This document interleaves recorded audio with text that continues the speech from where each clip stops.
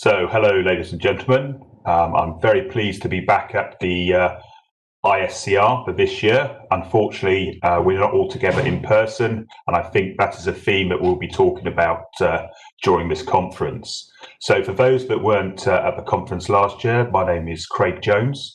I'm a seconded law enforcement official from the National Crime Agency in the United Kingdom, and I've been seconded in now as the Director of Cybercrime at Interpol since May last year.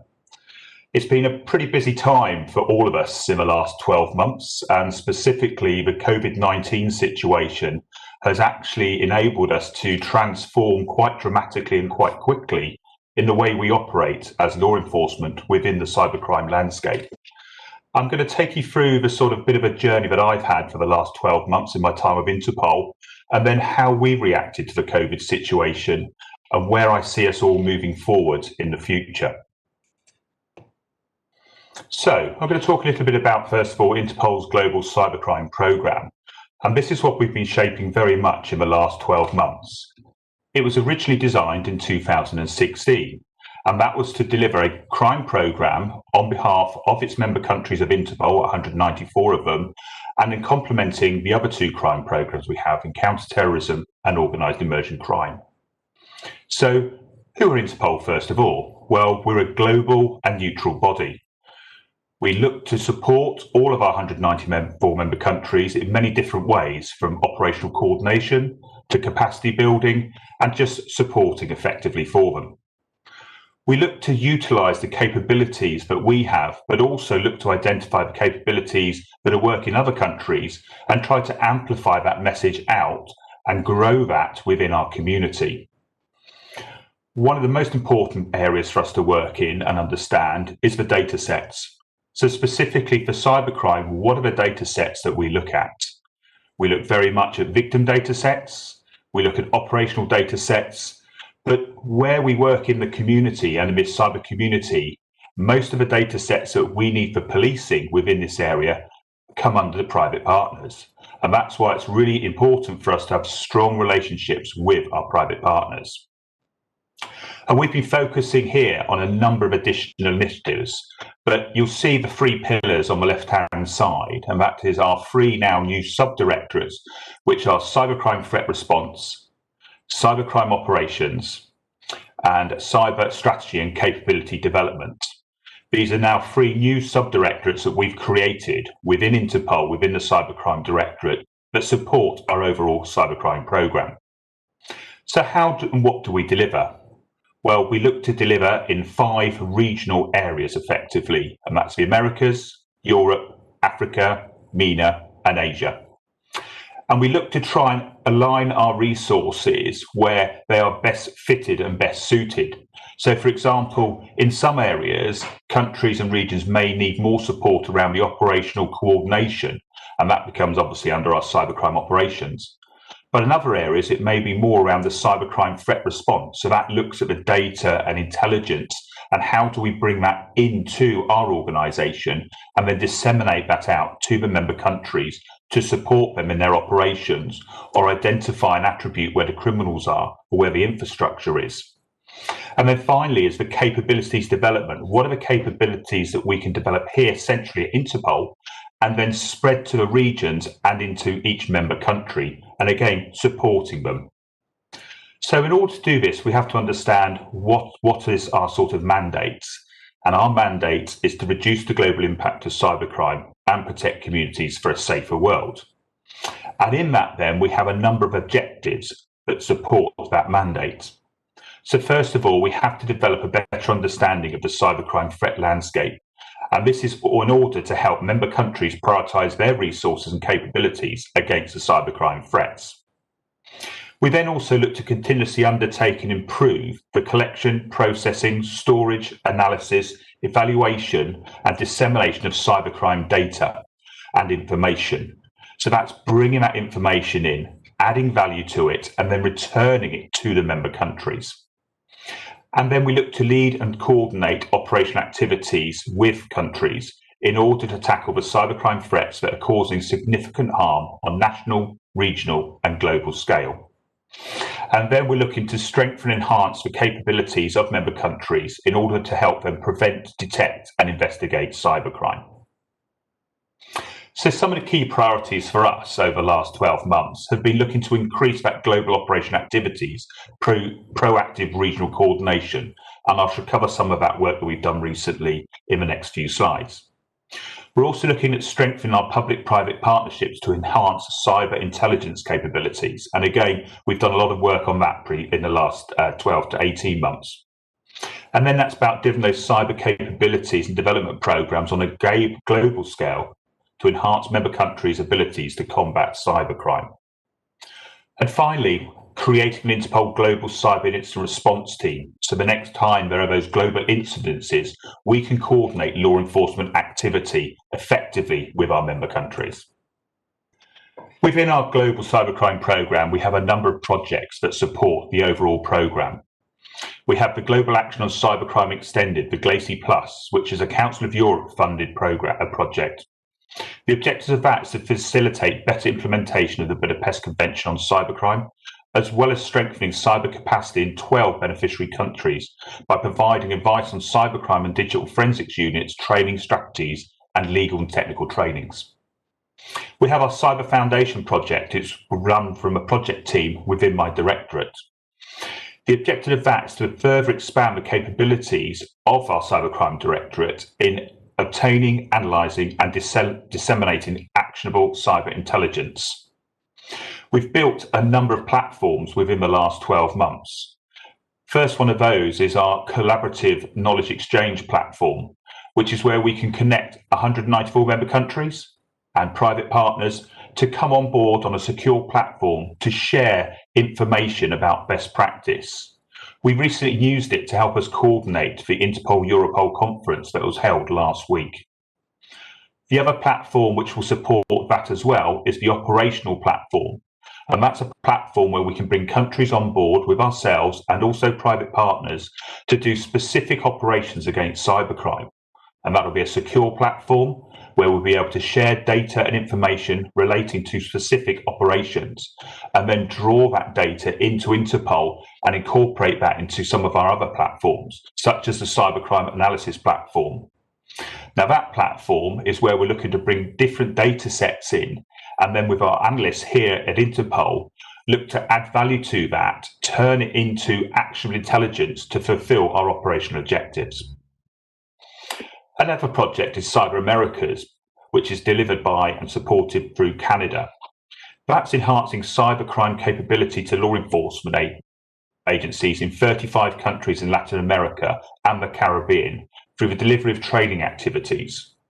We're also looking to build into that now an operational part to that, where we can build on the capabilities that we build and then turn that into operational activities with the countries. We're just starting now the Interpol support programme for the African Union in relation to Afripol. And this is looking to strengthen Afripol and to become a strong instrument for the African Union to combat transnational organised crime. Under the cybercrime pillar, we're looking to bring together law enforcement agencies from the member countries to conduct joint operations for effective investigation and mitigation.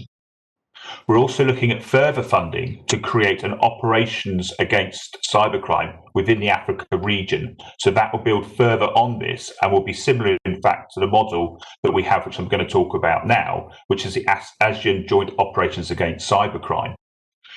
That project, in hand and line with the ASEAN Cyber Capacity Development project, both funded by Japan, first of all helps us build capacity and capability within the ASEAN region. And then also it's looking to build operational activities between those member countries. And again, we want to start replicating this across the different regions in the world. So if we've moved then to COVID-19, and I suspect this is going to take up quite a lot of our conversation during the conference. What did we do at Interpol during this period? Well, for me, I first became involved in the COVID-19 situation here in Singapore, as and when the pandemic started coming through the ASEAN region. On the first hand, it was very physical. We were looking at how we would operate, how as an organisation we would adapt. So we came up with business continuity plans, looking at moving our staff from working in an office environment to working from home. We then moved into that next stage where we then saw the cyber criminals taking advantage of that COVID situation. And specifically for us, we were looking at malicious domains, the disruptive malware, ransomware, the online scams and phishing, the vulnerabilities of remote workforce, and also misinformation. So malicious domains. From February to March 2020, one of our private partners, Palo Alto, detected almost a 600% growth in malicious registrations. Also, close to an 800% growth in high-risk registration, including scams, unauthorized coin mining domains with evidence of association with malicious URLs. In June 2020, Interpol identified and analysed with partners over 200,000 malicious domains related to COVID-19, affecting more than 80 member countries. We also saw the move in the disruptive malware and how that changed as well. In the first 2 weeks of April 2020, there was a spike in ransomware attacks by multiple threat groups that had been relatively dormant previously, including such ones as Netwalker. And also we were seeing these were not geographically limited, such as the Snake ransomware attack against hospitals in Germany was also used in Japan. And a separate attack vector in the Middle East and North Africa region was also seen in the Czech Republic. One of the biggest growth areas was the online scams and phishing. And this is where we work very closely with our own internal units, such as the financial crimes unit that deals mainly with cyber-enabled crime in our organised and emerging crimes directorate.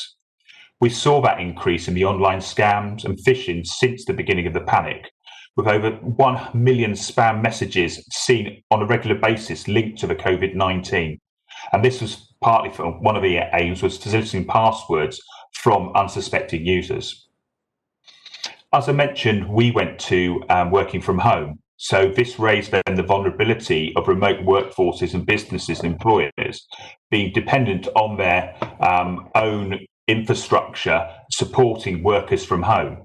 Again, this led to vulnerabilities and we advised on that. We then finally looked at the misinformation and the growing concern over the circulation of misinformation relating to COVID-19 was a specific concern for a number of our member countries. One member country reported 290 fake news, and in most cases they contain concealed malware as well. So, what else did we see and what else did we do? So, in response and to support our member countries, we set up a malicious domains task force. We provided operational support. We had purple notices, which were warning about different MOs. We also produced our cyber activity reports, and we also carried out a number of awareness campaigns. One in particular was the Wash Your Cyber Hands campaign, and I have to thank South Korea for their support in this campaign and the delivery of all the messages during a month-long period. And then how do we look about connecting police during this untapped environment? Well, we had to go very much online. During the Wash Your Cyber Hands campaign we carried out in May 2020, it was really impressive to see how police organisation in member countries were voluntarily translating our messages into local language on social medias. We saw this translated into at least 21 languages during the campaign, and that message was then allowed to be able to put out to local communities around the world. And we were able to connect policing in this new environment. This was mainly focusing on the prevention efforts together for all of us. During May alone, we reached over 7.5 million users online under the hashtag of Wash Your Cyber Hands, and we were mentioned over 10,000 times on Twitter. So what are we looking at then in some of our midterm predictions in what we've seen going on and how we're potentially seeing the COVID-19 situation developing further? Well, some of our midterm predictions include cybercrime as a service for easy entry is growing. We've seen the cyber threats continue to target the healthcare sector and associated supply chains. And adding into that, as the countries look to produce vaccines and develop those work as well, we're looking at seeing the cyber criminals.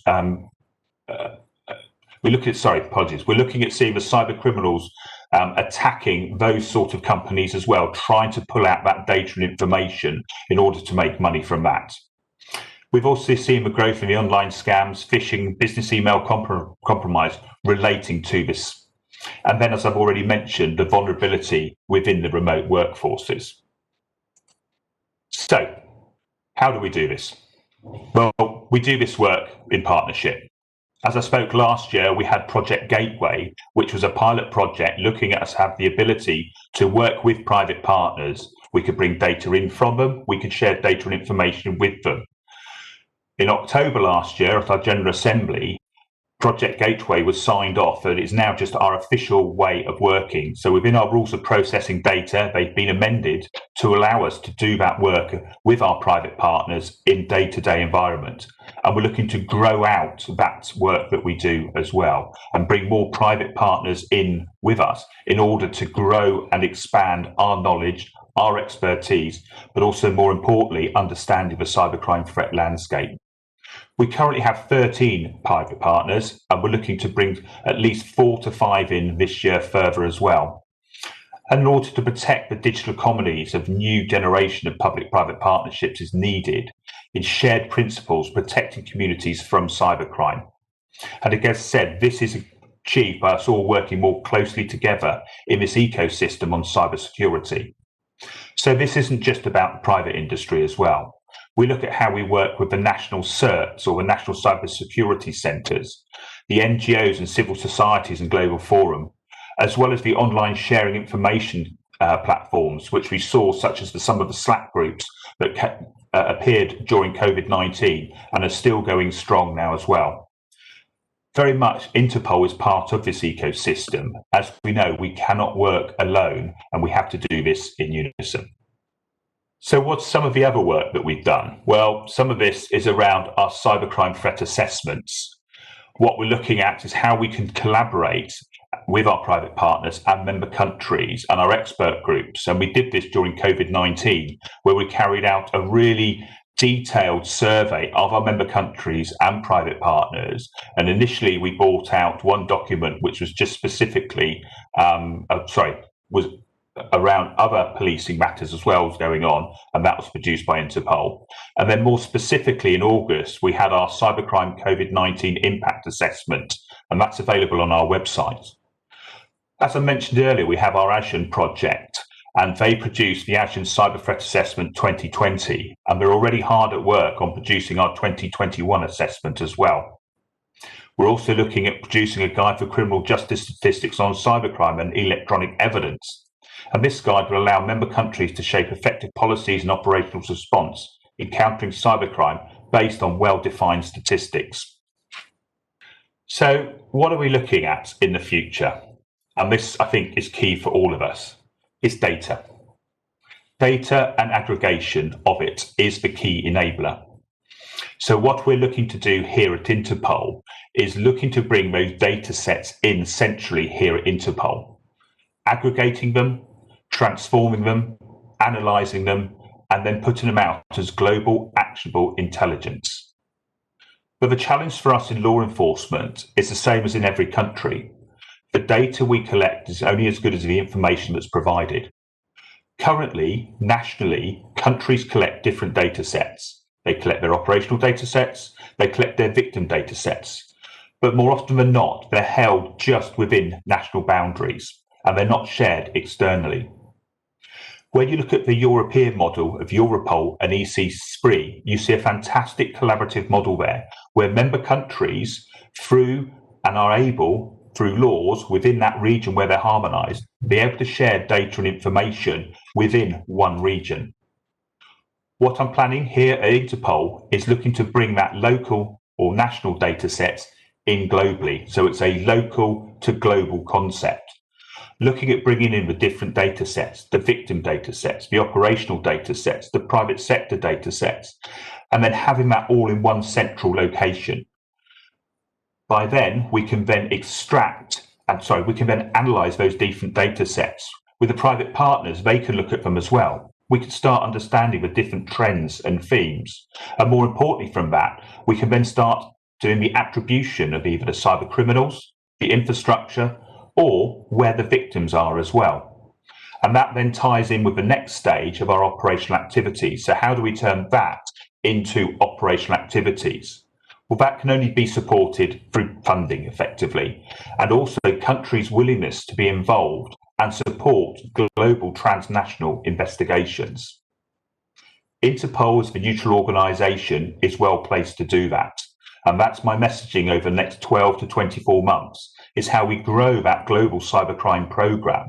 We are able to then coordinate and support the investigations with member countries, geographically, regionally, across the world. Within that context as well, we're working within cyber norms, laws and policies. I expect a number of you are aware of different pieces of work going on, such as the Budapest Convention, the Paris Call, the Tech Accord, the United Nations open-ended working groups. Interpol are now very much at the heart of these as well, looking at how we can speak for law enforcement on a global basis, raising that awareness, putting forward the challenges that we have, putting forward ideas and suggestions about how we can improve in all of these different areas. And this is very much work that we're doing together.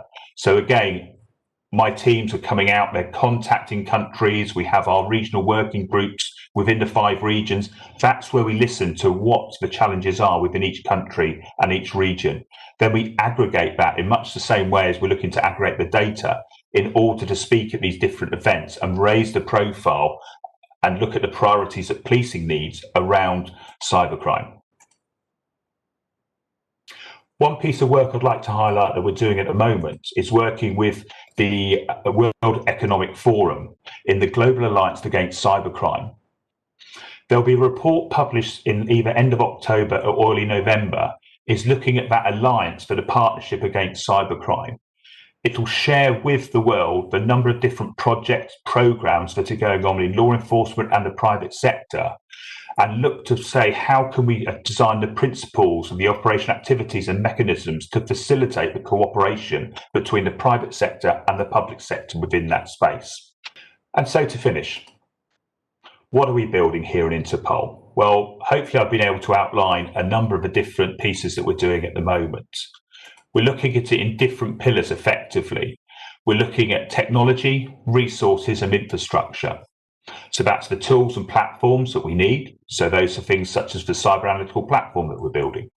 The resources, that's the human knowledge, skills and understanding that we need at the centre here, but also working more collaboratively with you and people out in the industry.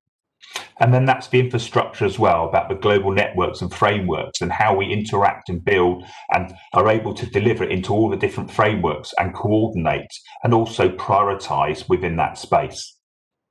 But the final piece for me is data, and it's data, and it's data. How do we aggregate those data sets? How do we share through law enforcement, through the private sector and our partners? How do we aggregate that data set together? And then how do we actually use that data in order to reduce the global impact of cybercrime and protect communities for a safer world? Thank you very much for your time. Unfortunately, we're not going to be able to do these side events where we can have those conversations over coffee. But again, I'm contactable and my team are contactable through Interpol. You can look on our website, you can get our contact details, and the organisers have them as well.